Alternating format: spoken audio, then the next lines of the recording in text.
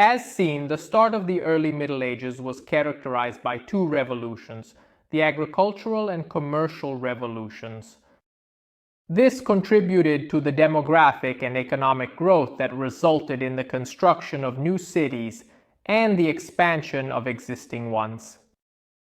This European process of urbanization, it is important to remember, took place in the presence of the feudal castle, thus under the supervision and governance of a bishop-count, who was connected to the Holy Roman Germanic Empire.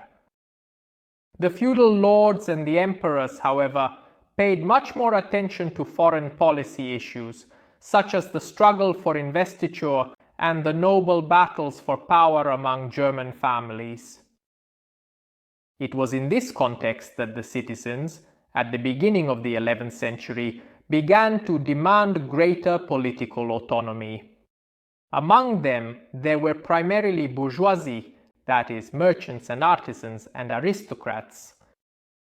They initiated the process of gathering in assembly to discuss common issues such as the construction of a new road or the payment of a particular tax. Nevertheless, the requirements of these organizations expanded considerably. Citizens, in fact, aspired to free themselves from the feudal lord and take full control of the city. Thus, the municipalities were born, secular forms of government, since they were not consecrated by religious authority, and autonomous, as the imperial power over them was now weak. In Italy, municipalities spread only in the north and center, in the territories belonging to the Holy Roman Germanic Empire. In the south, however, the Normans had set up a Sardinian monarchy, leaving no space for the city's desires for independence. The development of the municipalities took place in three phases. The first, at the beginning of the 11th century, is marked by the birth of the consular commune, that is governed by consuls elected by the assembly of the most important families of the city.